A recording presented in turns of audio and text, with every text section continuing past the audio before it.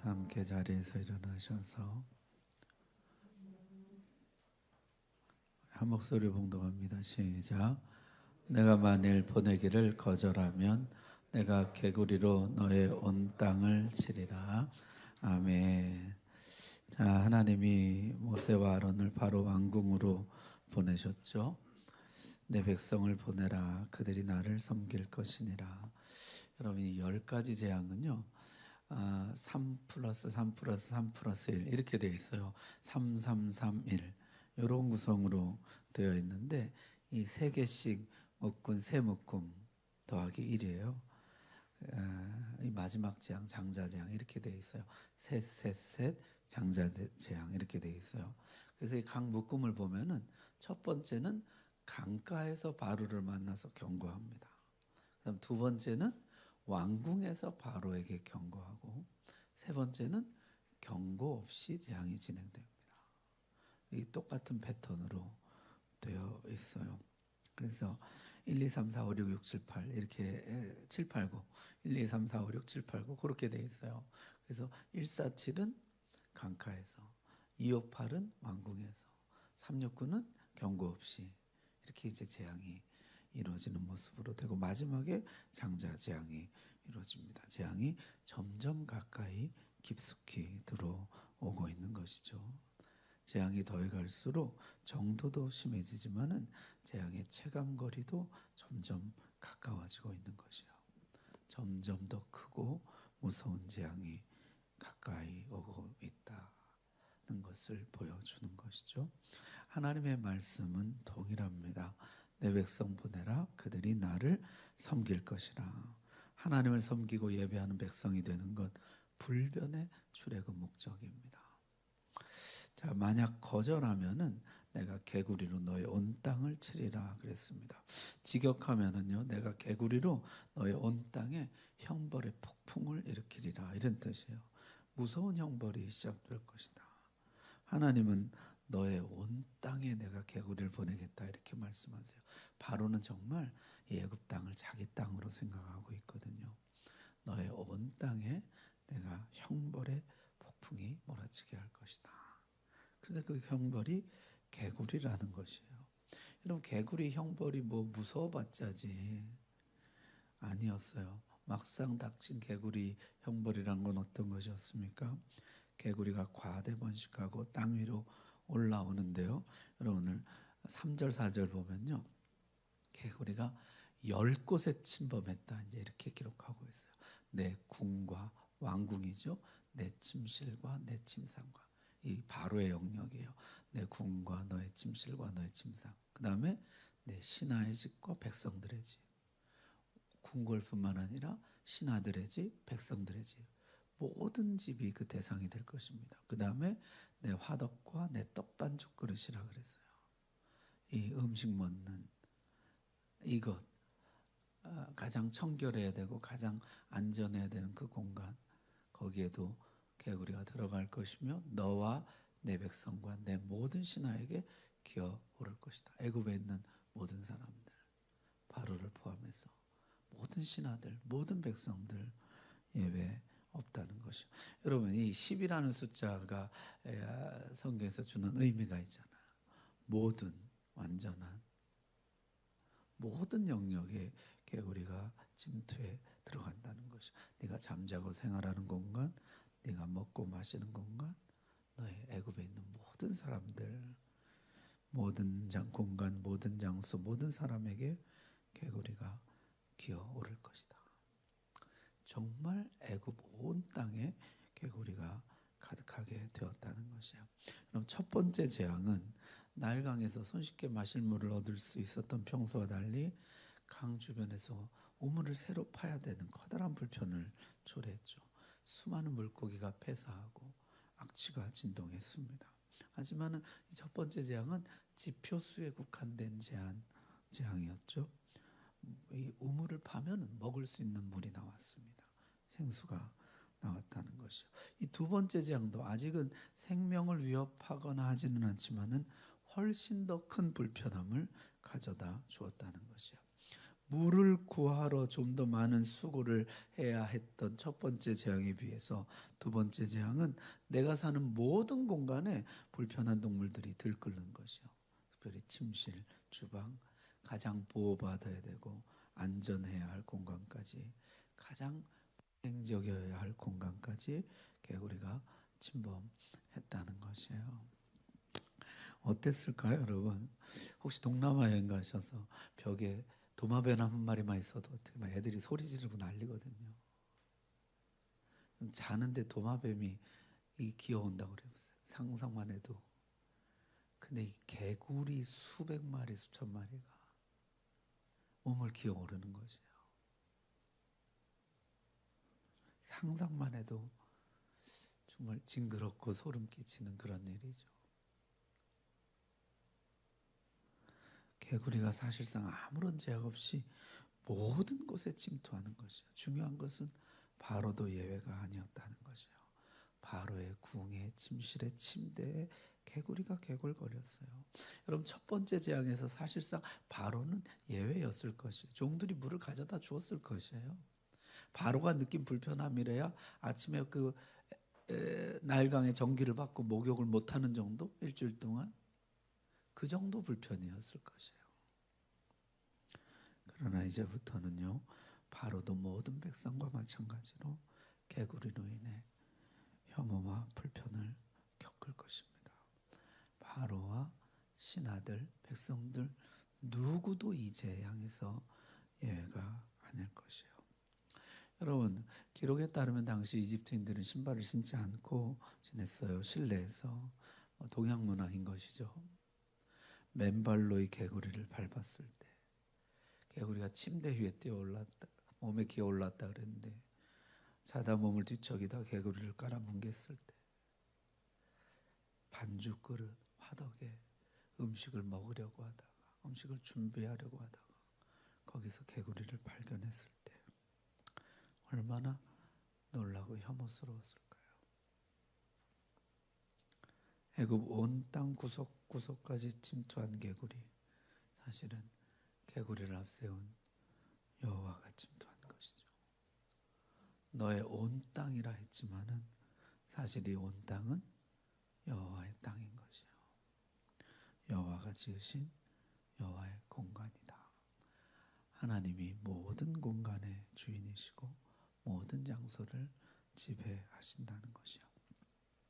자, 3절에 나일강에서 개구리가 무수히 생겼다 이렇게 표현했는데, 개구리가 막 번성하는 것이에요. 이스라엘의 번성을 억압했던 바로에게 개구리의 번성을 감당할 수 없는 고통을 주시는 것이에요. 네가 내 백성의 번성을 막으려 하였느냐? 너는 개구리의 번성조차 막지 못하는 존재라. 바로는 노예 노동을 통해 이스라엘의 번성을 통제할 수 있다고 믿었지만 실패했습니다. 바로는요, 개구리라는 미천한 생물의 번성조차도 통제할 수 없음을 깨닫게 될 것이에요. 오직 하나님만 모든 생명의 통치자가 되시는 것입니다. 나의 이 땅에 모든 생명은 내 통제 아래 있다 믿었던 바로에게 하나님은 이 모든 하나님의 땅에 모든 생명은 하나님이 주관하신다는 것을 가르치시는 것이에요. 자, 이런 재앙이 벌어지자 애굽의 요술사들, 술객들이 또다시 등장했죠. 모방했습니다. 애굽의 술객들이 개구리를 더 생기게 할 수는 있었지만은 없앨 수는 없었습니다. 개구리가 더 많아짐으로 그들은 문제를 더 악화시킬 뿐 문제를 해결할 능력은 없었던 것이죠. 바로는 결국 자존심을 굽히고 여호와께 도움을 청합니다. 개구리가 온 땅을 덮어 고통받고 있을 때 진짜 능력자라면 어떻게 해요? 개구리를 없앨 수가 있어야죠. 하지만 술객들은요, 우리도 개구리 만들어낼 수 있다. 그리고 개구리를 더 불러왔다는 것이에요. 이건 여호와만의 특별한 기적이 아니다. 이건 하나님만 하실 수 있는 게 아니다. 누구나 할 수 있는, 우리도 할 수 있는 평범한 기술이다. 스스로를 속일 수 있는 심리적인 도피처를 제공하고 의심하고 싶어하는 자들에게는 위안이었다는 것이죠. 여러분, 마술사들도 흉내는 낼 수 있었지만은 결코 여호와와 똑같은 능력을 보이지는 못합니다. 자, 그런데 여기 재미있는 것은요, 바로가 자기 마술사들이 아니라 모세에게 여호와께 기도해서 개구리를 없애달라 이렇게 요청한다는 것이요. 사실 바로도 이미 알고 있는 것이죠. 마술사들은 못한다는 것을. 애굽 신들을 못하고 오직 여호와만 하신다. 여호와가 자연의 일부를 통제하고 계신다는 것을 인정하는 것이요. 바로가 처음으로 하나님께 항복합니다. 여러분 8절 보시면 이렇게 되어 있어요. 여호와께 구하여 나와 내 백성에게서 개구리를 떠나게 하라. 내가 이 백성을 보내리니 그들이 여호와께 제사를 드릴 것이니라. 처음 항복하는 장면이 나오는데요. 처음으로 여호와께 도움을 청합니다. 여호와가 누구냐? 그가 누구길래 내가 그에게 복종해야 되느냐? 난 여호와를 알지 못하니 복종하지 않을 것이다. 그랬던 바로가 이제 여호와가 누구인지 알아가고 있는 거죠. 제발 여호와께 도움을 청하여 이 개구리들을 없애달라, 없어지게 해달라, 그런 요청을 하고 있는 것이죠. 바로는 백성들을 보내겠다고 약속합니다. 진짜 항복인지 위기 모면용인지 이제 곧 드러나게 될 것입니다. 특이한 것은요, 모세의 태도예요.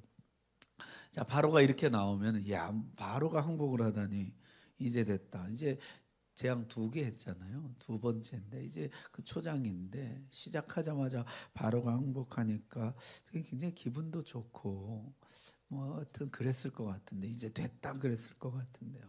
예, 당장 없애달라고 하나님께 기도하겠습니다. 당시 약속 어기지 마시오. 그렇게 했을 것 같은데요. 모세가 거꾸로 묻기를 뭐라고 묻습니까? 언제 개구리가 없어지기를 바랍니까? 이렇게 묻는 것이에요.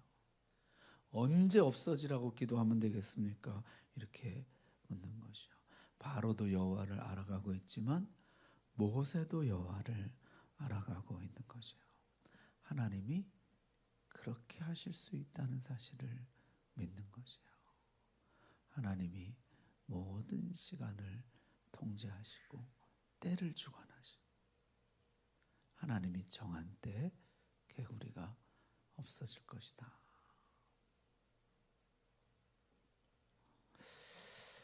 여러분, 하나님이 딱 그 시간에 일하실 수 있다. 이거 믿음이 없으면 정말 못하는 말이잖아요.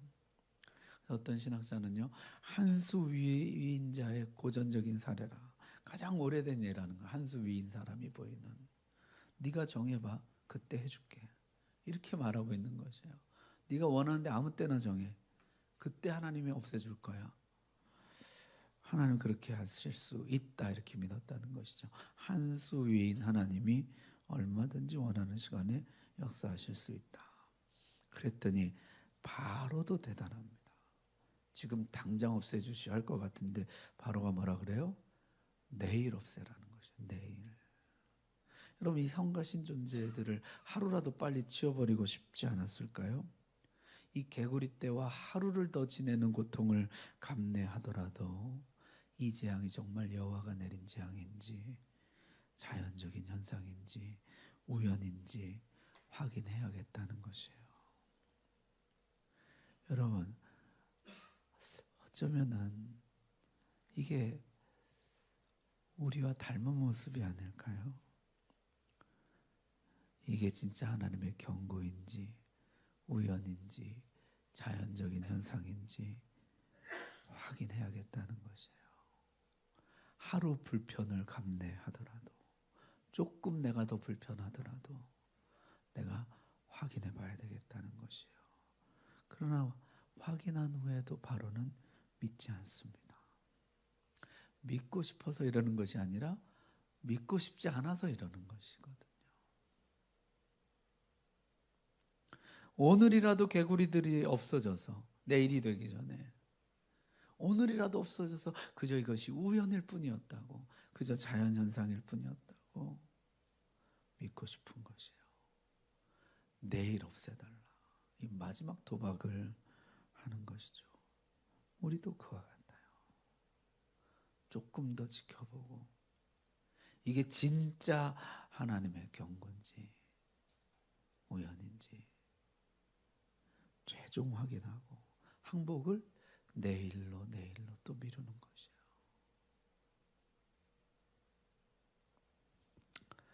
모세가 그렇게 하리라. 내일 하나님이 모든 개구리들을 제거하실 것이다. 모세와 바로의 기묘한 협상이죠. 바로가 개구리를 제거할 시간을 직접 선택할 기회를 줍니다.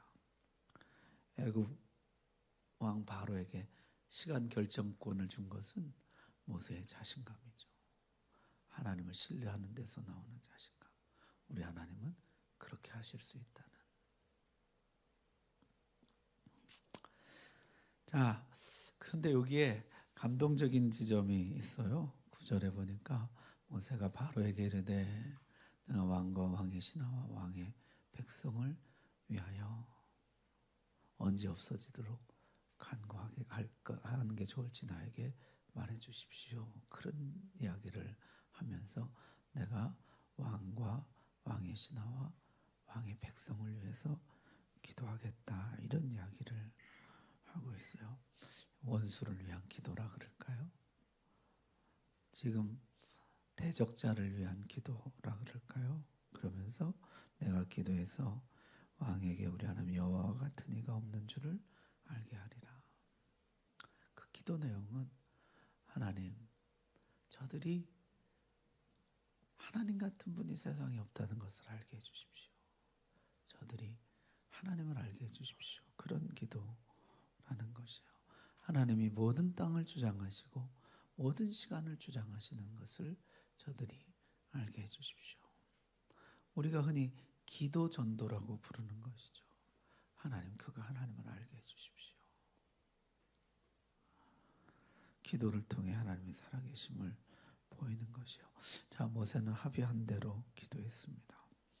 모세의 기도는 내일 없애주겠다는 하나님의 응답을 확답을 받고 기도하는 것이 아니라 하나님을 신뢰하고 믿음의 모험을 감행하는 것이에요. 여러분, 이 모세의 기도는 결과가 100% 보장된 어떤 그런 일을 하는 것이 아니라 하나님을 신뢰하고 하나님이 그렇게 행하실 것을 믿고 행하는 간구였다는 것이죠. 어떻게 됐을까요? 정말 내일이 되자 그렇게 됐을까요? 여호와께서 누구의 말대로? 모세의 말대로 하시니 개구리가 집과 마당과 밭에서부터 나와서 죽은지라. 모든 공간에서 개구리가 튀어나와서 그들이 죽었다는 것이에요. 정한 시간에 하나님은 정한 역사를 하셨습니다. 여러분, 우리 하나님은 정한 시간에 정한 역사를 하시는 분인 줄 믿습니다. 우리 삶에도 반드시 그렇게 하실 것입니다. 하지만 바로는 다시 마음을 완강하게 해서 약속을 어기죠. 셋째 재앙이 이어집니다. 아까 말씀드린 대로 셋째 재앙은 경고 없이 이루어져요. 369 재앙은 경고 없이 이루어집니다. 자, 계속 부인하면 경고 없이 재앙이 임할 수가 있다는 것이죠. 하나님이 뭐라고 말씀합니까? 지팡이를 들어서 땅에 티끌을 치라. 그것이 애굽 온 땅에서 이가 되리라 말씀합니다. 여러분, 첫 번째 재앙은 지팡이로 강물 나일 강을 내리쳤고, 두 번째는 지팡이를 나일강 모든 물 위에 폈고, 세 번째는 땅에 티끌을 쳤다, 이렇게 되어 있어요. 물을 치고 땅을 쳤다는 것이죠. 땅과 바다를 다스리는 하나님, 애굽의 젖줄인 나일강뿐만 아니라 그들이 딛고 서 있는 애굽 땅도 하나님께 속해 있다는 것이요. 강도 땅도 다 하나님의 것이죠.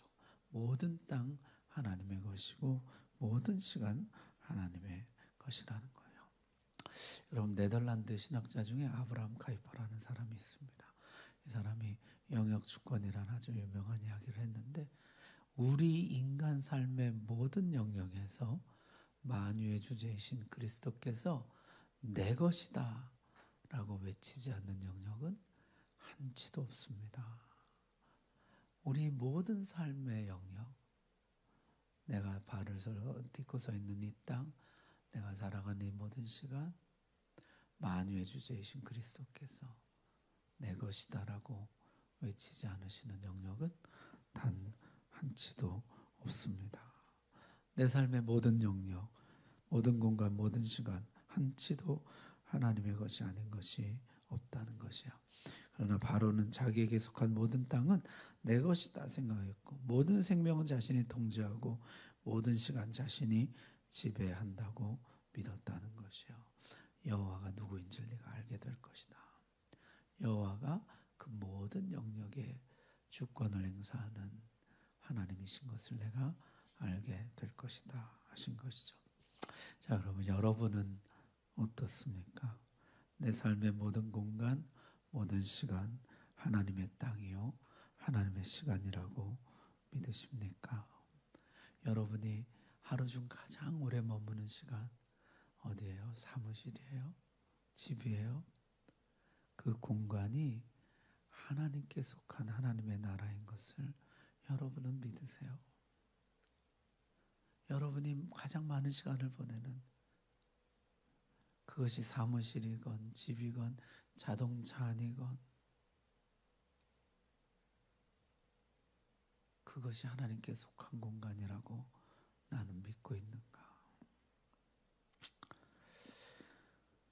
로버트 멍어라는 사람이요, 내 마음 그리스도의 집이라는 책을 써서 세계적인 베스트셀러가 된, 지금도 많은 성도들에게 큰 감동 주는 책이에요. 거기 보니까 주님을 내 집에 손님으로 모시는 것을 넘어서 나는 내 집의 주인으로 주님을 모셔드리고 있는가? 그런 질문을 제기해요. 그러면서 당신의 서재, 내가 읽고 보는 것, 주님과 함께 하고 있느냐? 당신의 주방, 내가 먹고 마시는 것, 주님과 함께 하고 있느냐? 당신의 거실, 내가 교제하고 사귀는 것, 당신의 작업실, 나의 기술과 재능, 당신의 오락실, 내가 즐기는 것, 당신의 벽장, 내가 숨기는 것, 아무에게도 보이고 싶지 않아서 벽장 속에 감춰두는 것들, 그것까지 여러분 주님께 드리고 있는가? 그렇게 묻고 있어요. 그러면서요, 이게 짧은 책인데 끝에 가면 이런 얘기가 나와요. 이 집의 주인이요, 자신의 힘으로는 이 집을 깨끗하게 유지 관리하는 것이 불가능하다는 걸 깨달아요. 그리고 이 집의 명의를 그리스도께 이전합니다. 주님, 저는 이 집을 관리할 능력이 없습니다. 이제 주님이 이 집의 주인이 되어 주십시오. 예수님은 더 이상 이제 이 집의 손님이 아니라 주인으로서 이 집을 다스리기 시작합니다. 가장 아름다운 집이 되더라는 것이에요. 여러분 삶에 아직도 내가 빗장을 걸어 잠그고 고집을 피우고 주님께 열어드리지 않고, 주님 여기 내 영역이에요, 아무리 주님이라도 노터치, 이거는 간섭하지 마세요, 그런 영역이 무엇인지 한번 보십시오. 현대인들은요, 어쩌면 핸드폰이 가장 큰 자기 영역인지 몰라요. 이건 내 겁니다, 내가 원하는 대로 보고 원하는 대로 쓰겠습니다. 유튜브, 인스타, 여긴 내 영역입니다. 하나님, 이건 침범하지 마십시오. 내가 보고 싶은 거 보겠습니다. 자기 전 10분, 기상 후 10분 골든타임을 핸드폰에게 전부 갖다 바친다는 거예요.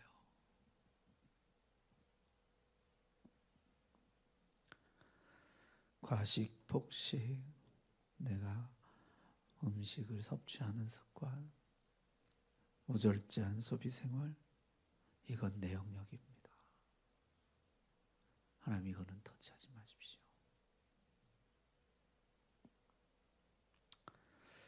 오늘 내 마음에 명의 이전이 필요합니다. 주님, 저는 제 마음을 관리할 능력이 안 됩니다. 주님이 다스려 주시옵소서. 여러분, 오늘 내가 명의 이전해야 될 영역이 무엇인가 한번 보십시오. 핸드폰 명의 이전, 식사 문화 명의 이전, 소비 생활 명의 이전.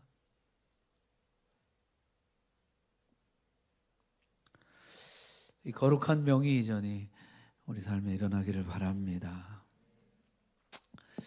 당신 집 옆집에 하나님이 사신다면 무엇을 부탁하겠는가? 이런 질문에요, 어떤 연예인이 기가 막힌 대답을 했어요. 하나님, 이사 가지 마세요. 그랬다는 거예요. 하나님, 계속 내 옆집에 살아달라고. 멋진 말이다, 이런 생각이 들어요. 그 사람 뭐 신앙이 어느 정도인지 뭐 그런 모르지만은 참 멋진 말이다. 하나님, 계속 머물러 주세요. 이사 가지 마세요. 하나님, 계속 제 마음의 주인이 되어 주세요. 계속 머물러 주세요. 제 삶에, 제 인생에 계속 머물러 주세요.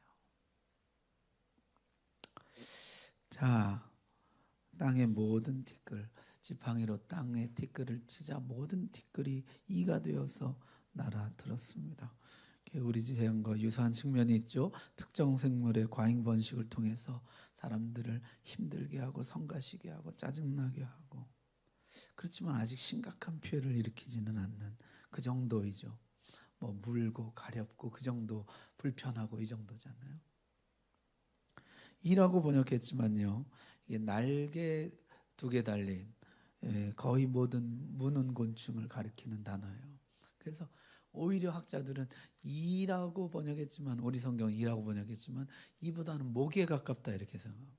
날개 2개 달린.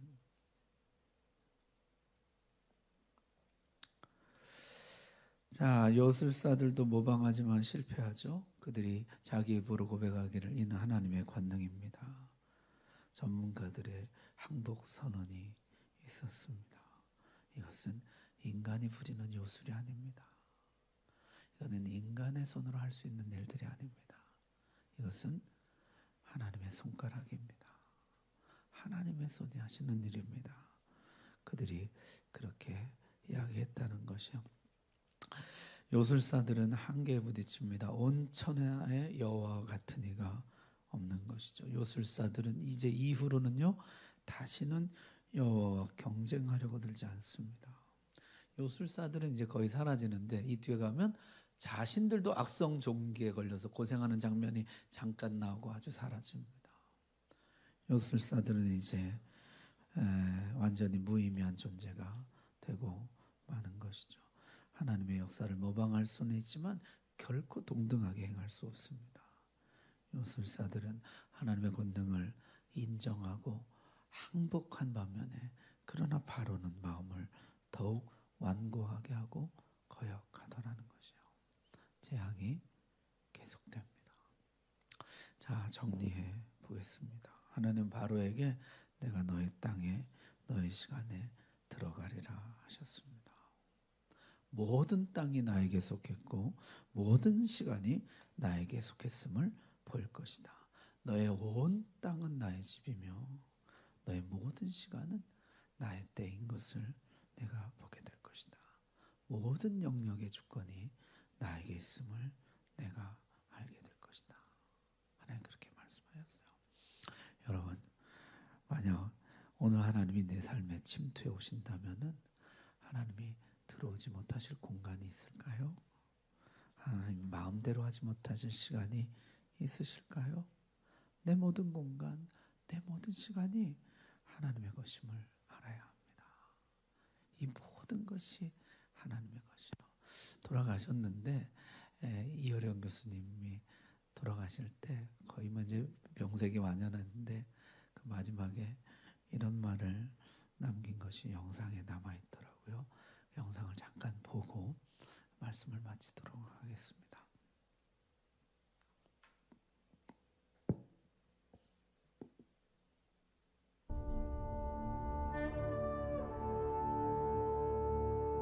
암 투병 끝에 죽음을 마주한 시대의 지성 이효령 교수.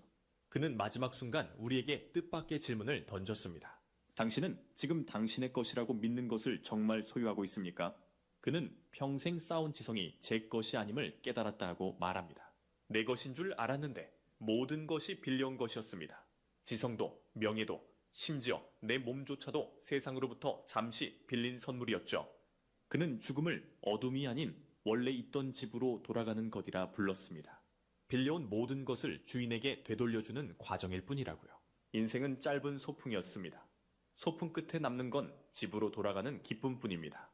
그가 남긴 마지막 단어는 결국 감사였습니다. 오늘 우리가 누리는 이 공기, 이 햇살, 사실은 모두 누군가에게 빌려온 소중한 선물 아닐까요? 네, 짧은 영상인데 이효령 교수님이 왜 나중에 예수님 믿고 세례받고 이제 신앙을 고백하는 그런 글들도 많이 썼어요. 그 마지막 말이 참 인상적입니다. 모든 것은 선물이었습니다. 내가 내 것이라고 여겼던 것. 특히 이분이 뭐 한국의 지성으로서 한국 최고의 지성이었잖아요. 내가 쌓았다고 생각한 나의 지성도 하나님의 선물이었다. 몸도 하나님의 선물, 생명도 하나님의 선물. 결국에는 다 하나님 것이었다. 잠깐 이 땅에서 빌려 쓴 것뿐이었다. 다 다시 하나님께 돌려드리고 돌아가면서 우리가 할 수 있는 말은 하나, 감사라는 거죠. 감사. 우리도 감사로 마치면 좋겠습니다. 하나님, 이 모든 건 하나님의 것인데 저에게 선물로 주셨습니다. 감사히 잘 쓰고 하나님께로 돌아갑니다. 여러분, 이것이 우리의 고백이 되기를 바랍니다. 우리 기도합시다. 시간에 기도할 때 주님, 오늘 내가 내 것이라고 고집하는, 내 영역이라고 고집하는 것, 내가 오늘 하나님께 명의 전하기를 원합니다. 모든 영역이 하나님의 주권입니다. 모든 것이 하나님의 선물입니다. 하나님, 나는 이것을 깨끗하게 유지할 능력이 없습니다. 잘 관리할 힘이 없습니다. 주님이 다스려 주십시오. 내 마음에 머물러 주시고 내 인생에 머물러 주시고 나를 다스려 주십시오. 주님, 내가 이 땅을 주님과 동행하며 살다가 감사하며 주님께 돌아가도록 주님이 내 삶을 붙들어 주옵소서. 우리 다 같이 기도하겠습니다.